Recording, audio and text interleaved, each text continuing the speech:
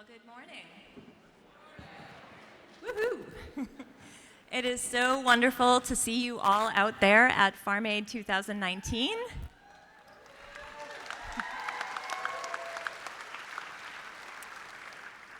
I'm Jennifer Fahey, Farm Aid's Communications Director, and I am honored to be on stage with these incredible humans, artists and farmers, and artists behind me as well.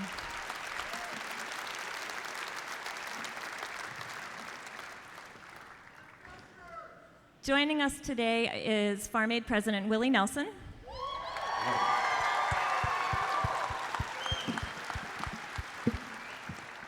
John Mellencamp.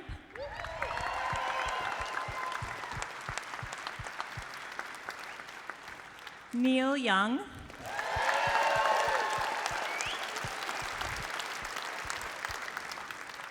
Dave Matthews.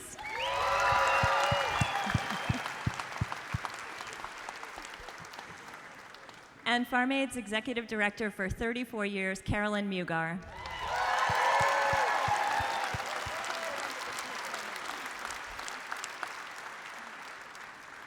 Dave and Neil, I think Carolyn beat you on the applause meter. You know, the best way to kick off a Farm Aid event is, of course, with Mr. Willie Nelson. Willie, would you mind giving us a warm Farm Aid welcome, please? Well, first of all, I'm glad to see us all here today, here in the Dairyland, where I think a lot of help is needed, and we're glad to be here to offer our support in any way we can to all the dairy farmers out there. And we're going to have a good day. Thank you all for being with us.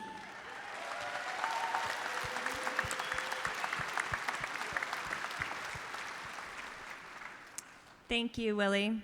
And thank you for hosting us, Wisconsin. This community has opened us, or welcomed us with open arms, from the farmers down the road who donated their tractors to make this place look farmy, to farmers from across the state, actually, who drove their tractors here and arrived for the meetings we held earlier this week.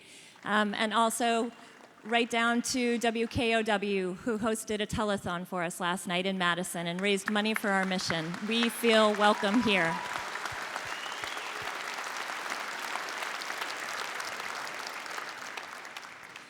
On the road in, I hope you noticed the farms you passed, and later, if you're up on the beautiful lawn, you might see a silo over on this side.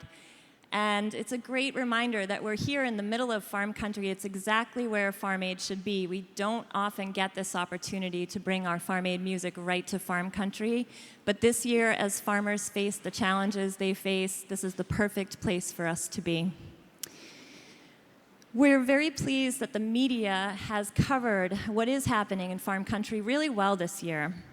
They've given so much attention to the current farm economic crisis, highlighting the multiple factors from corporate consolidation to bad farm policies to weather extremes and disasters that have made it really hard for farm families to make a living on the land. Farm income right now is about half what it was in 2013, and it's been a long time since then. Farmers have long been struggling now with low prices. Family farm agriculture is at risk. In 2018, the number of farms fell to its lowest ever, at just about 2 million.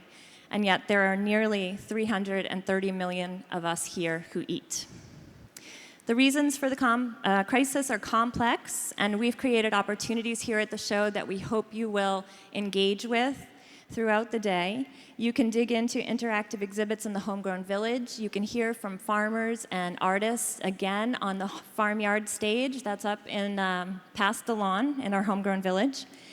And we hope you'll have conversations with farmers and advocates all over this beautiful venue.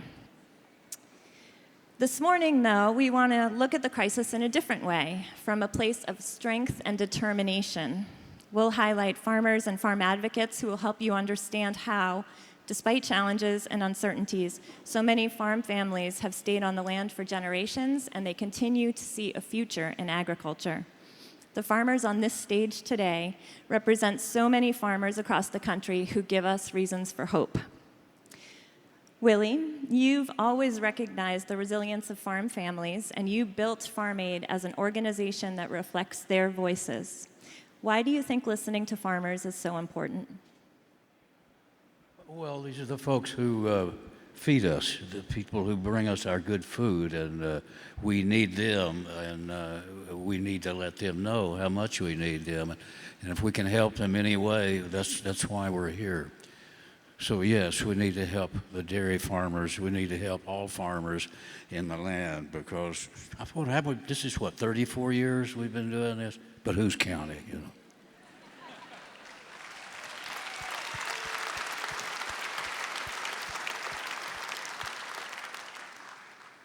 Thank you, Willie. We know from hearing from farmers how important it is that your voice is holding up their voices each and every day since 1985. We hope the stories we're sharing here today will inspire all of you to take action to change our farm and food system, whether that happens here today and hopefully continues when you go back home to your own communities. This is something we all need to take part in. I want to get to our first story. Dairy farming is an economic engine for Wisconsin and is essential to the culture of this state. Agriculture contributes $88 billion each year to the state's economy, and almost half of that comes from dairy. Dairy farmers across the country are laboring right now under extreme pressure, earning less for a gallon of milk than it costs them to produce it. Since 1973, we've lost a staggering 93% of this country's dairy producers. In the past decade, Wisconsin alone has lost nearly 1/5 of all of its farms. Faced with the possibility of extinction, a group of determined dairy farmers, starting in Wisconsin, but now from all over the country, are working together to activate communities, build power, and propose solutions to fix a broken system. At the same time, a resolute group of entrepreneurial women have come together to counter the prevailing narrative that rural America is dying. Let's take a look at their journeys.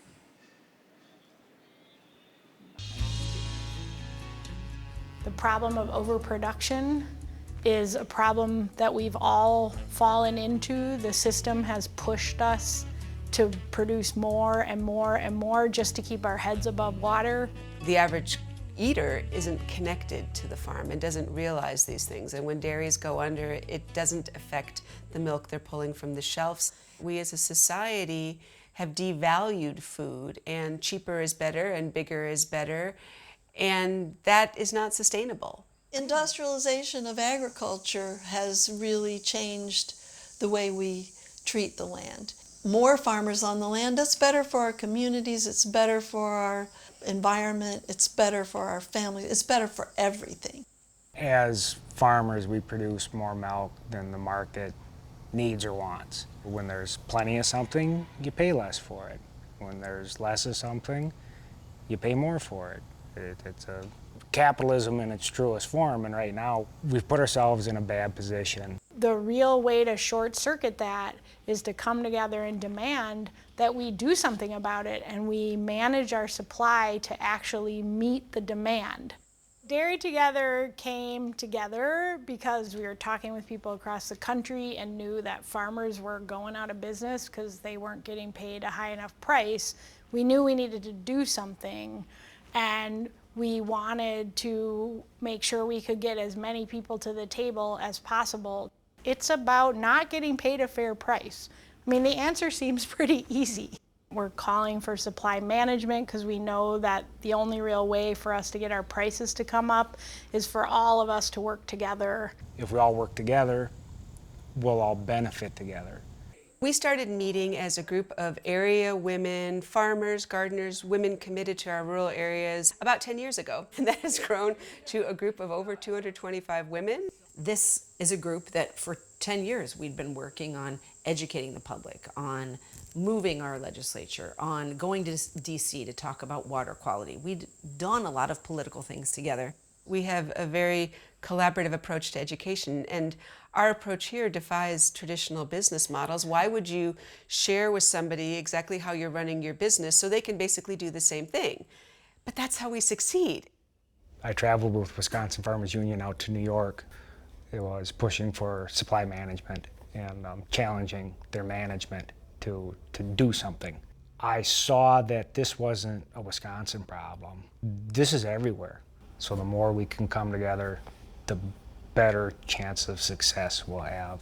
Changing the system takes time and patience. Whether it's through protesting or writing really good policy, by whatever means, we need to keep pushing the status quo. Uniting our voices so that we can amplify each other and start talking about these things to our politicians. We know that we need to be in collaboration and be allies with many groups that fan across the political spectrum, that fan across, how people look at the way the economy works. And the common interest is the survival of the family farm.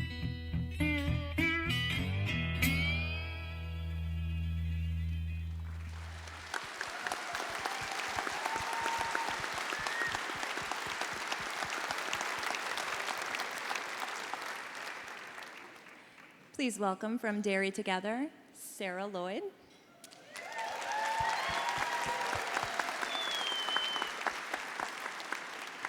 And the founders of the Soil Sisters, Della Enns, Lisa Kiverist, and Chris Marion.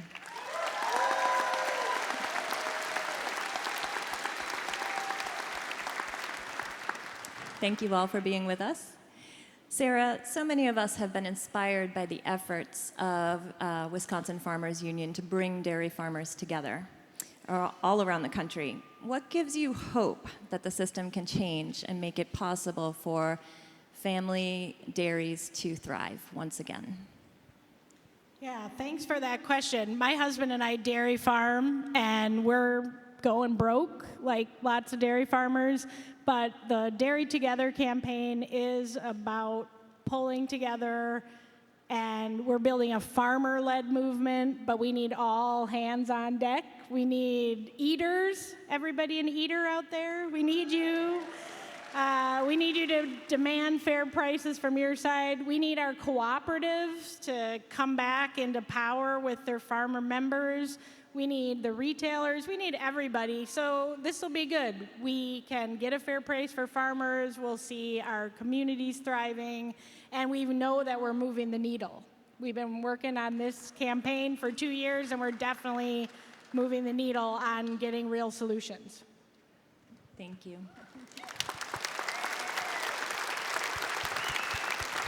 Before you do that, I can give you my mic. Wanted to ask you a quick question because it sounds like we have a motivated audience. What is the one best thing that everyone here today can do to help dairy farmers push these solutions through? We need the federal government to take action in the dairy pricing. So please do call your representatives in Washington, D.C., because they will tell you nobody wants to talk about balancing supply with demand. We're in a free market. Tell them that they're wrong. Tell them that you met the farmers that are pushing for it, and we're a nationwide force, and we're growing stronger. So please join us.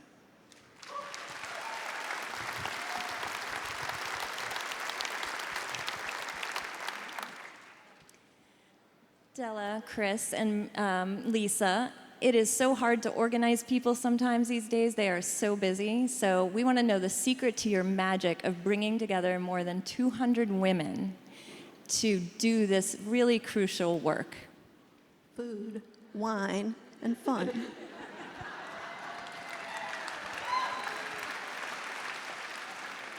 But also, So our group is based in Greene County in southern Wisconsin. So we are in a very traditional, conventional, industrial ag area. However, if you look at us statewide, women make up 35% of producers in Wisconsin, and that's a 16% increase. And if you look at the fact that Wisconsin leads organics in dairy and livestock, we're second in vegetables only to California, slightly longer growing season. We're part of a broader movement. And when you're part of something bigger than yourself, things start to change. And we Soil Sisters, and we are all Soil Sisters if we are committed to our land and our agriculture in our rural areas, we do things by changing up the rules and not toe-tailing to corporate capitalism, but setting up our own systems of collaboration and supporting each other. And when you know you're on a bigger team and you know people have you back and you know other women have you back, you take risks and you show up, and that's what we've been doing.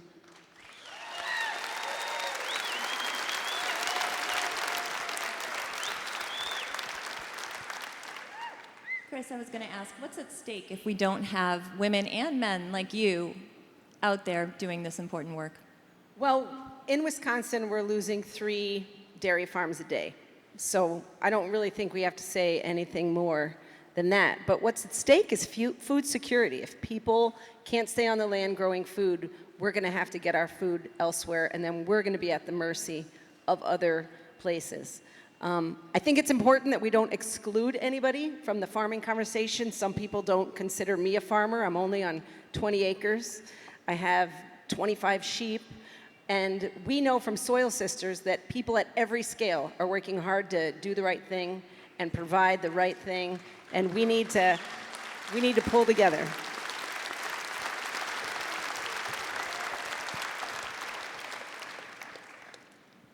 John, I believe you have some words for us.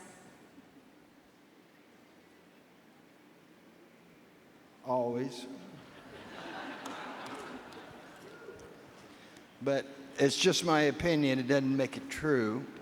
It's just what I think. So it doesn't make it true. It's just what I think. So after 34 years, I thought I'd write something down for a change instead of just going off on a tangent. But it seems to me that this world is in motion. And nature calls for diversity, diversity, diversity. So it's important to witness, observe, and let the witness the actual problem, not the perception of the problem. It's important to take our minds out and simply observe what is going on around us, as opposed to thinking we have an answer and giving a knee-jerk reaction. And then just to allow creativity to come. Human beings are the only species on this earth that have the ability to be creative. It's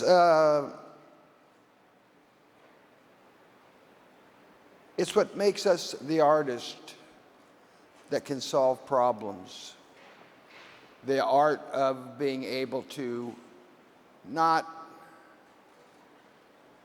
just react, but to observe and look at what's going on, and through creativity, the answer will come. And for me, thinking about this on the way up here, this is what we have to be hopeful about. It's what we can have faith in. It's what we can be grateful for right now. Our capacity for creative thought. And as a young man, I didn't believe in miracles. But as an old man, I do. I see what you farmers must see when you look at the dirt under your fingernails. And that's the miracle of life, the dirt under your fingernails.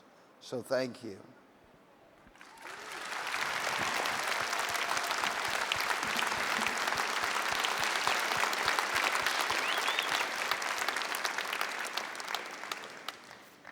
Thank you. Okay, we're going to ask our next group of farmers to come on up in the front row and join us.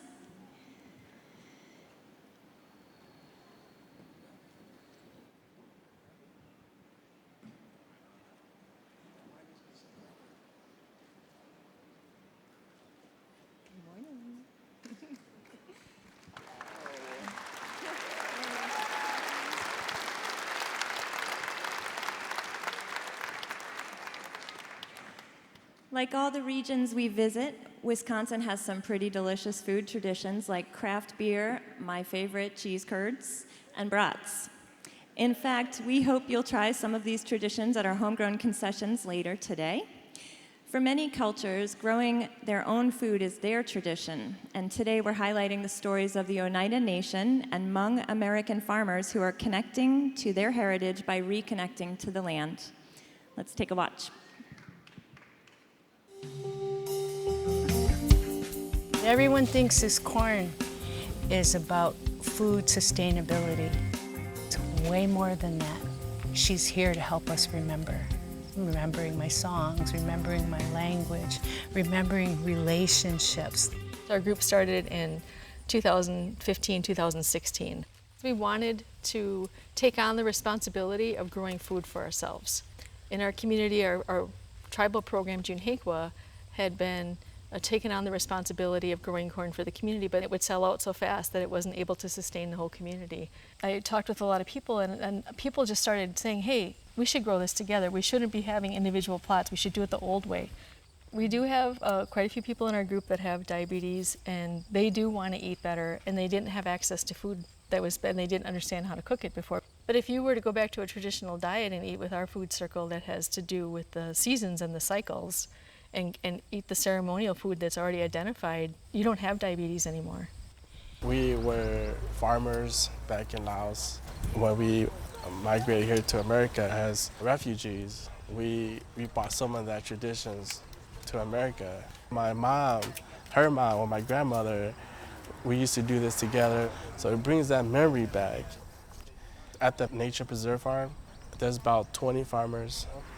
We exchange ideas, we exchange a better way to farm. There is an aspect of carrying on their cultural traditions, and even though they're thousands of miles away in a completely different part of the world, they're able to show that to their kids and now to their grandkids, and to some of them their great-grandkids. We love to farm, have passion about it, and we're there as just like a big family, you know.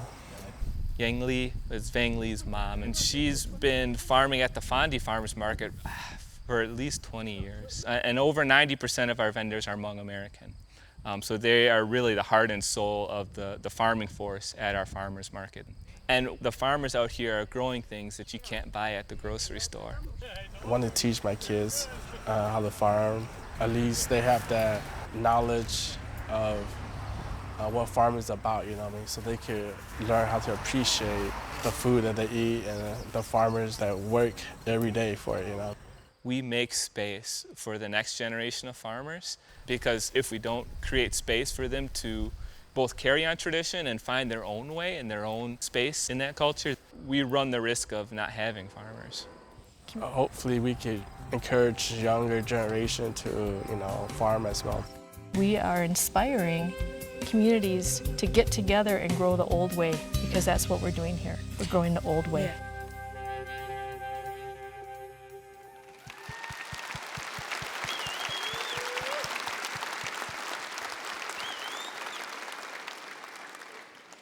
Now that you've met them on film, I'd like to introduce in person Laura Manti, Dr. Tony House, both from the Oneida Nation, and also Vang Li, who farms outside of Milwaukee at Fondi Farm.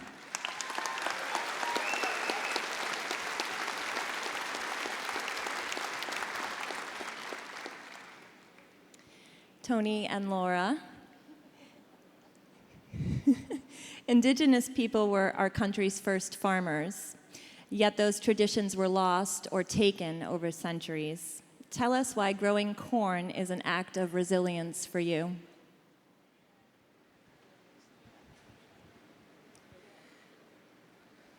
It's a miracle we're here today, so I'm really thankful to be here. In every perspective you can think of, but the act of resilience is from our creation story.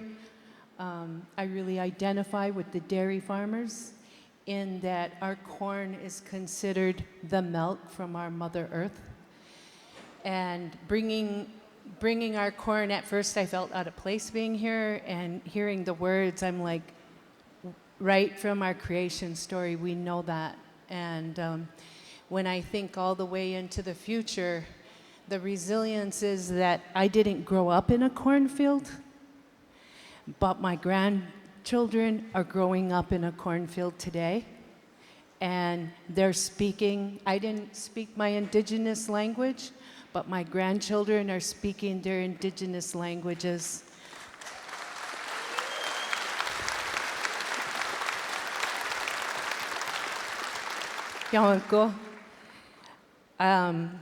I had the ability to take my children out of the classroom through our homeschool and brought them into creation to have that classroom as an education.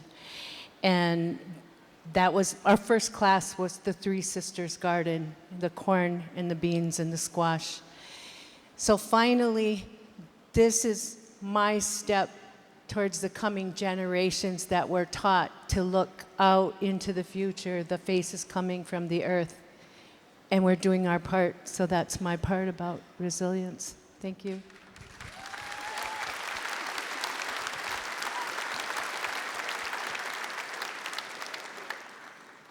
Laura, I can give you the option of answering the same question. I'm sure your story would be different.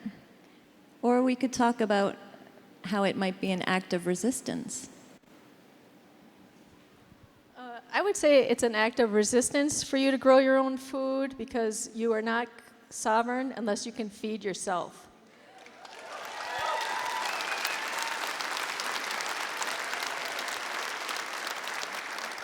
So I gave a talk earlier during the program that we had earlier in the week, and we talked about land loss. And when you don't have land to grow food, you can't carry on your culture and you can't carry on your traditions.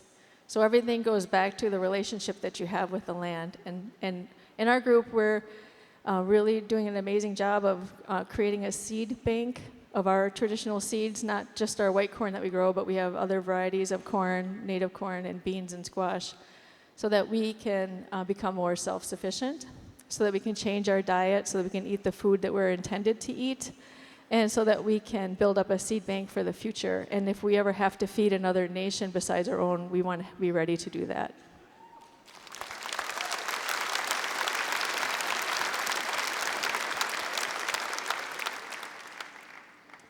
Vang. Yes. Good morning. Good morning. When we spoke, you said you did not grow up as a farmer, but your mom recruited you into her farm business, and you embraced it immediately. What does it mean to you to be a farmer and to provide for your family through growing good food? When Mom recruited me, it was back in 2013. She called me up, and I was in Minnesota, and she was getting very old at that time, and she asked me, "Come help me dig so I could preserve the food for us." And so I moved to Wisconsin, and I help to help my mom to preserve and conserve our traditional food, and so that my kids can enjoy the food that my great grandparents they had back when they were in Asia. And the whole conserving the land, it's not even about the food, but it helps the individual to have good working ethics as well. Because you gotta wake up early in the morning to go out there at 5 o'clock in the morning and work till sundown to sunrise. And the vegetables, they don't wait for nobody. And you have to be there at the right time to pick them, or else they just go to waste. So you have to have time management. So it's not about the food, but it's all about the work ethics too. That keeps me keep going. And every year, I keep thinking about quitting. I'm gonna quit this. This is the hard life. But when spring comes around, I got the seeds ready. I got everything ready to go. So I don't know. It's just a passion that I have that keeps driving me to keep on doing this every day.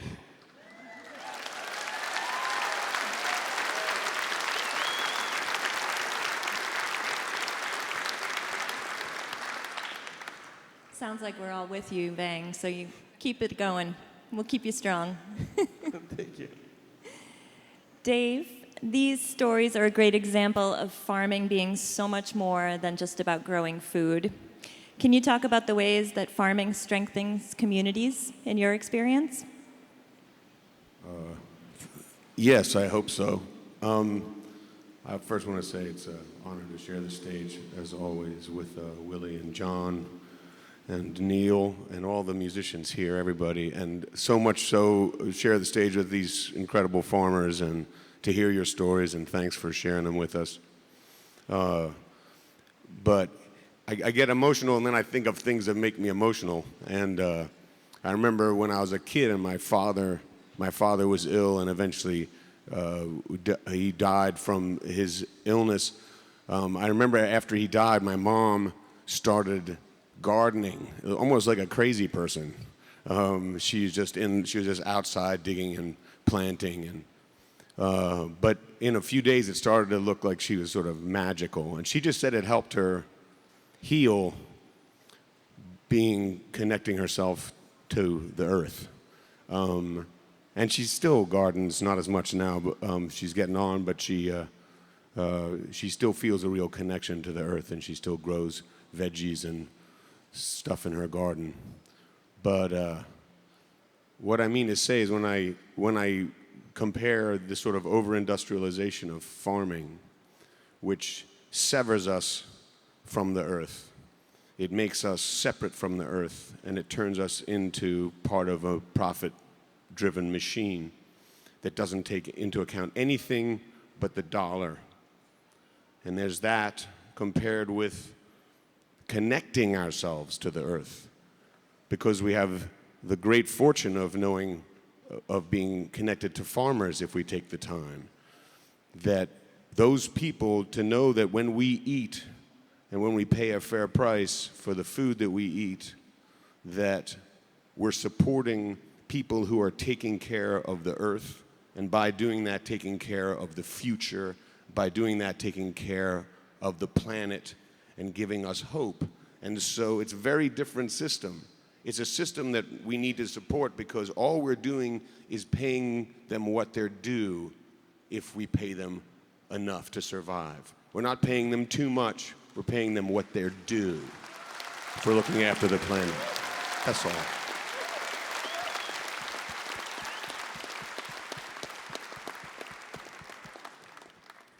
Thank you, Dave. And thanks to all of you. I'll ask you to go back to your seats, and we'll bring the next set of farmers up. Thank you so much.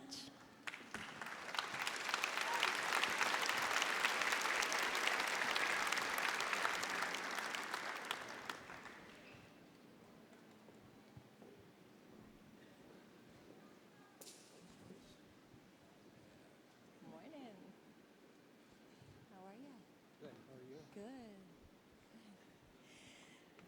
Okay. So, you might have heard the word regenerative agriculture. Anyone here? That is a buzz term in the conversation around farming right now, and its potential to nurture soil health and mitigate climate change. And today we wanted to give you a look at how this term actually translates to profitable farming practices that transform the soil and the farmer. Let's take a look. We had worked very hard to save money to buy this farm in 1992. We're struggling along, but we're making it. And then Bert went to this conference the following year, and he comes back and he says, "We are going to graze." And I turned around and looked at him, and his eyes were on fire. The learning curve was huge, because when we started 27 years ago, there was like just a handful of people in the state that were grazing maybe. I depended on other farmers who were starting at the time, and we created grazing networks. It would help the cows be healthier, and it was less labor. Plus, they talked about the profitability of it.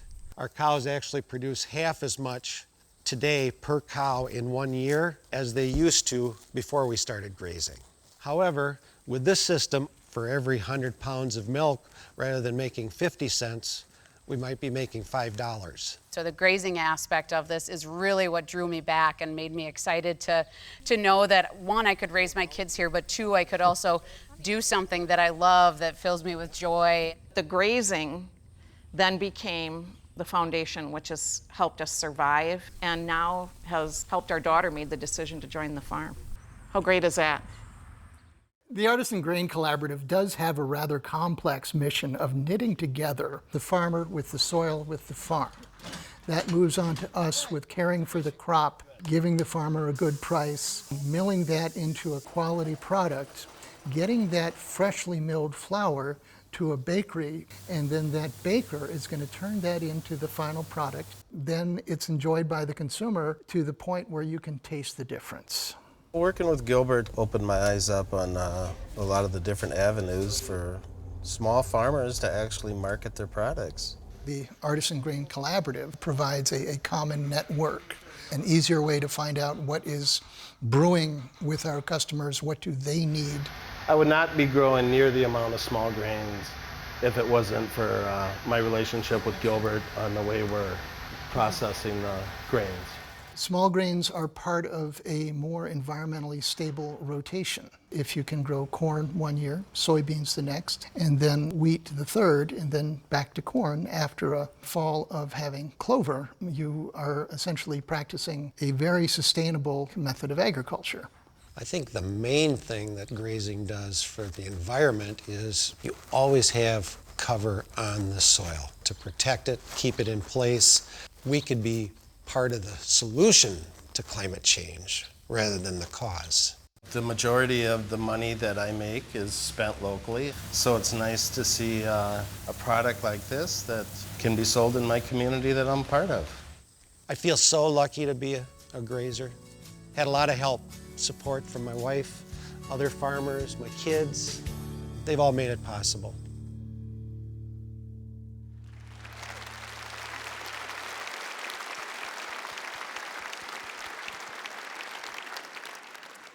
So please welcome Bert and Trish Paris and Dave Dolan of Dolan Farms.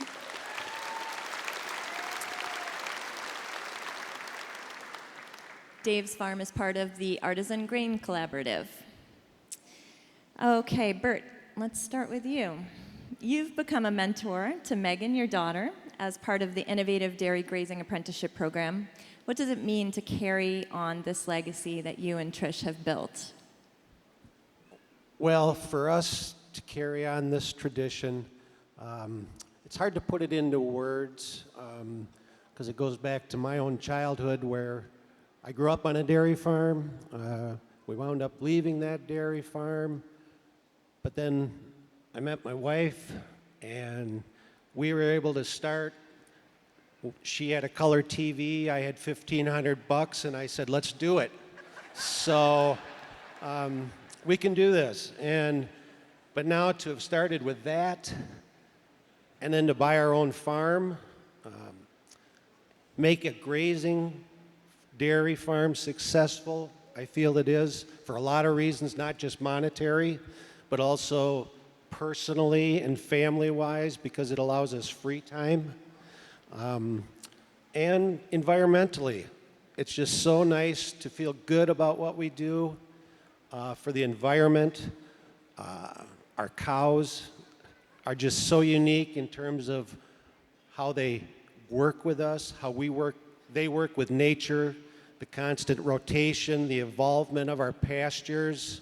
It's what gets me out of bed in the morning. Like this morning, I milked cows before we got here.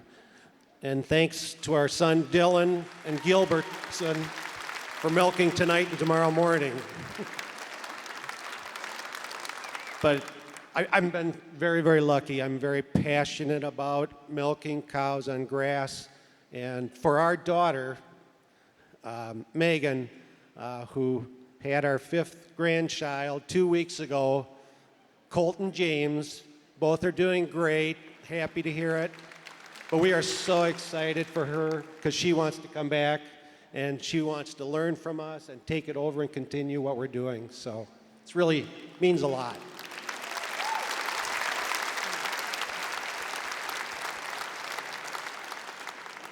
Well, you answered my follow-up question for Trish. I wanted to announce the baby. Just kidding. Trish, I can just see the joy in your eyes. You work off the farm, of course, but you're an integral part of the farm business as well. And do you want to say a couple words about that? I sure will. Thank you. Thanks for having us here, and thanks to the artists and all your work. Farming is hard. I don't want to get up every morning. I got to sleep in this morning, actually, because our son came out to milk. A lot of farms need somebody to work off the farm. Fortunately, I only have to work off the farm 3 days a week. I'm an RN. I love what I do. The farm balances me. I work with people. It's tough work all day. I come home. I milk cows. My hands get poop on them. Yeah. It really is a nice relaxation and an equality of your life. But we all need health insurance, don't we? That's a lot of why I work, and that's another thing we all need to work at. I'll stop there on that. Okay.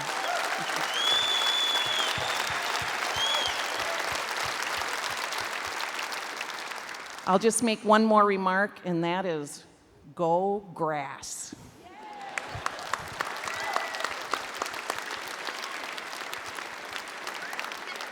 Thank you. Dave, when we met, you told me about that beautiful wheat crop that you had grown that was absolutely perfect. And this was before you became a member of the Artisan Grain Collaborative. And you couldn't find a market for it. Yeah, I was so proud of this. It had all the falling numbers and everything. It was just perfect. And I tried to find a market for it, and it was worth nothing. I mean, it was worth cattle feed, you know. It was very frustrating for me because it should have been worth 5 to 6 times of what I actually sold it for because of the quality. And so hooking up with millers and small places like Lonesome Stone Milling give me the opportunity to find a place to market this grain that I grow instead of fighting to get the quality on it instead of feeding it to cattle. And are you implementing other grains, other small grains on your farm as well? I do. Actually, I do a blue Hopi corn and hybrid rye, and a lot of it goes to distilleries.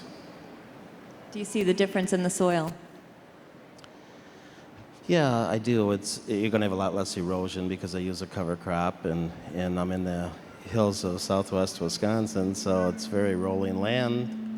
And it's very important that we take care of our soil, and so it doesn't end up down in the Gulf.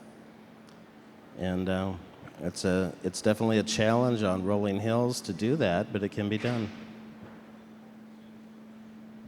Great, thank you.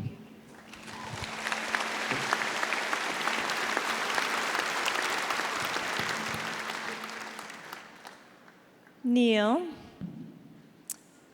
tell us why it's so important to have farmers like these folks on the land.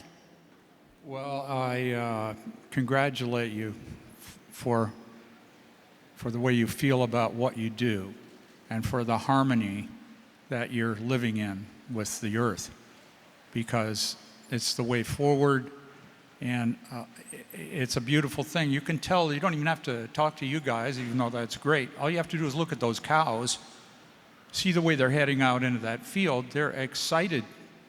They're happy cows. They're happy cows. You've seen the other cows. We saw them all in a line in cages and doing things according to someone's plan, but it's not the way it should be. And what you're describing is the key. It's the key to our survival as a planet, the way it is now. Yeah, the planet's not going to go anywhere, but it could be really ugly after a while and inhospitable to our life forms unless we do something. So even though it's really great to hear about all of the things that people are doing and the things that people do in their own life and everything to make it better, I think myself that the solutions are simple and big. We need to have people representing us, and that believe in the kind of things that we believe in, that we believe in sustainability. We need to have, I think we need to have legislation to make sure that all the farmers in America use sustainable practices, whether they're corporations or small farmers.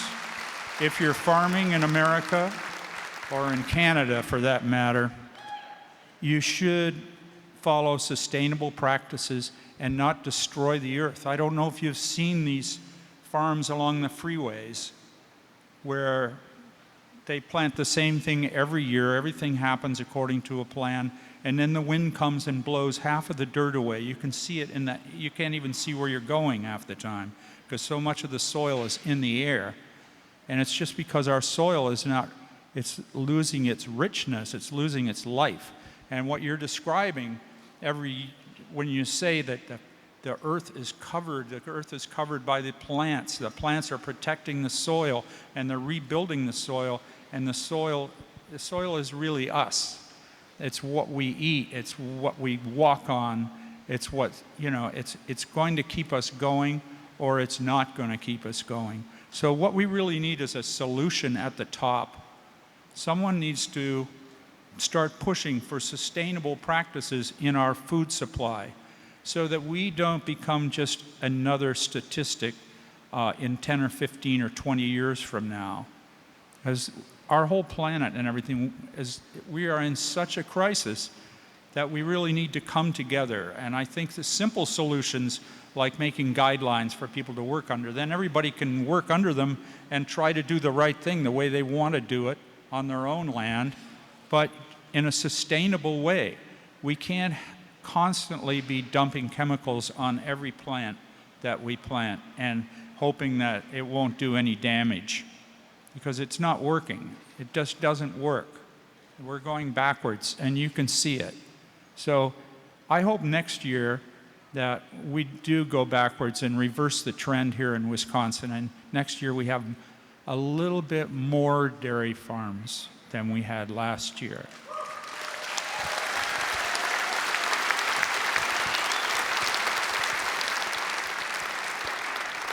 Thank you, Neil, and thanks to each of you. You can stay cozy there. I want to also thank all of the dedicated artists who come here on their own dime, many year after year after year, especially these four.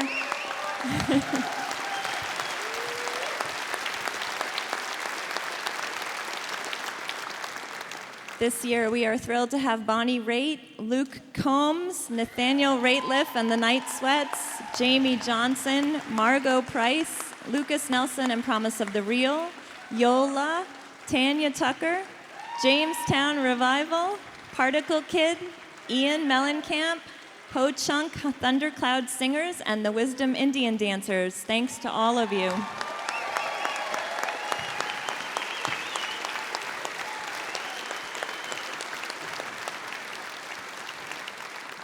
Now, one of those artists has not appeared on the Farm Aid stage since 1985, Ms. Tanya Tucker.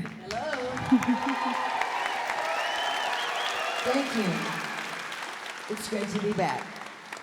Why is it so important for you to be here today? Well, I've learned a lot sitting here listening to all of y'all speak, and it's become, it's made me more aware.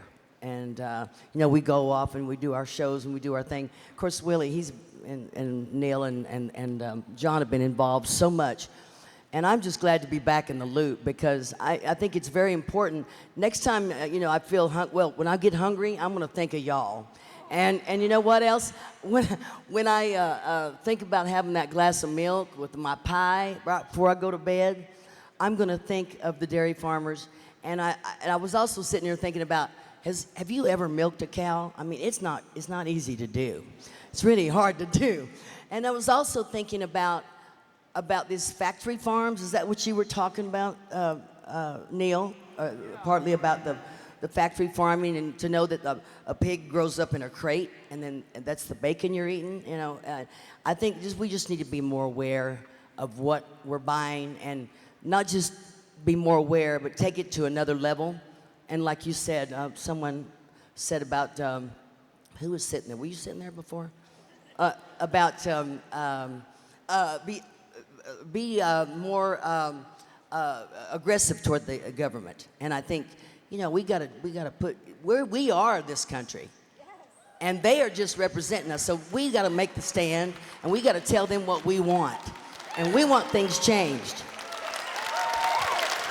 I'm mad as hell, and I ain't gonna take it no more. Thank you, thank you, Willie.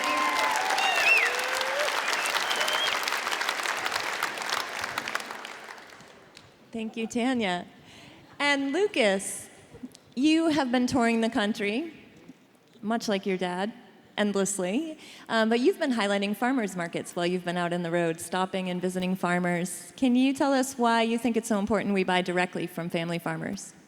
Yeah, well, I just thought we have such a good opportunity because we're out on the road all the time and doing hundreds of days a year. We might as well connect with the local farmers that are in the area wherever we go, and we've had success in that, and been able to connect with a lot of vendors who actually were able to come and do pop-up farmers markets sometimes at the shows themselves, which has been really cool, because then you tell the audience that's already coming to the show to bring their cooler and go and get their local produce there, keep it in the car, and take it home after the show. And I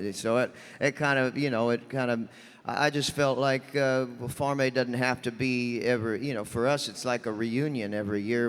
It's like Christmas, but we get to see all our friends and family, but it's a year-long thing, and this is just the one day that we happen to acknowledge what's happening. Yeah. Amen.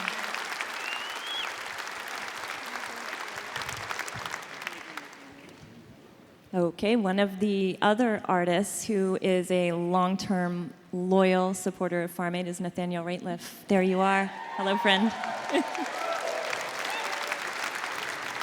Good to be back. This is our 5th year, and it's I feel like I learn something every year. It's a pleasure to sit here and listen to the farmers talk and to know what it is you're doing to make change, and we're happy to be here to help that along the way. So, Thank you. Of course, looking back at all of these familiar faces, I could ask questions to each and every one of our amazing artists, but we do have a show to get to, so I'm going to save my last question for Carolyn Mugar, Farm Aid's Executive Director.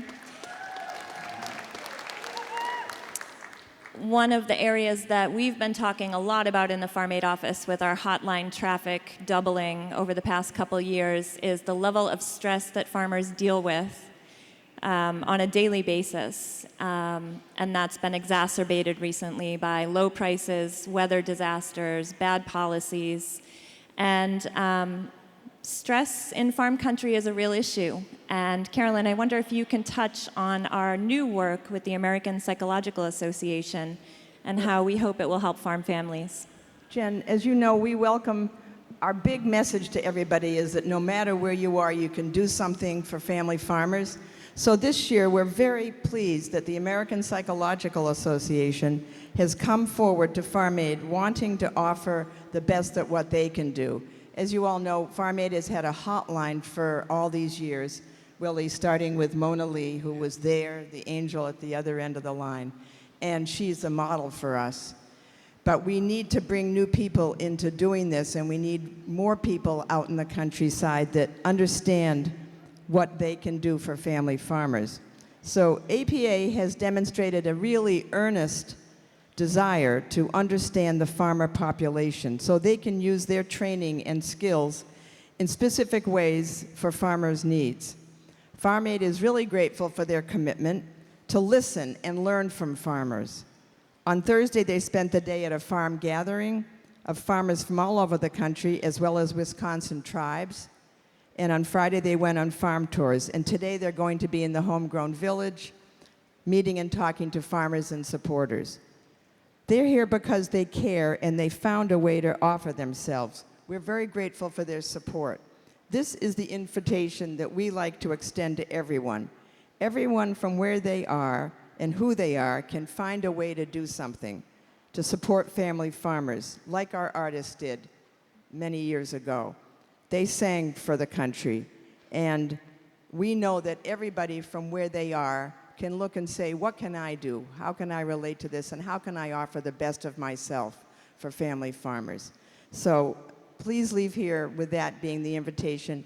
And as you've heard, you'll be part of a community. You are part of a community. And by taking action, you'll be even more part of the community. So thank you all.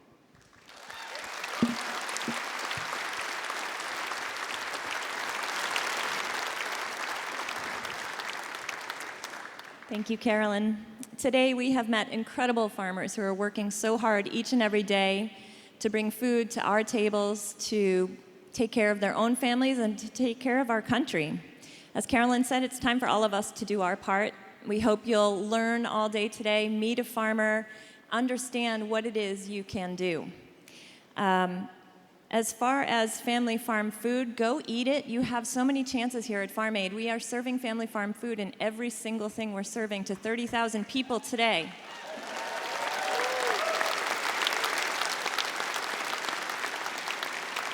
And as a nod to the climate strike that happened yesterday, which we were not able to participate in since we were putting this little thing together, I will mention our composting program. We compost everything here. Everything that you eat today is served on materials that are compostable, and we have folks throughout the venue who will help you decide what receptacle to put your waste in. But our food and serving materials are all compostable, and we're going to make soil with all of you.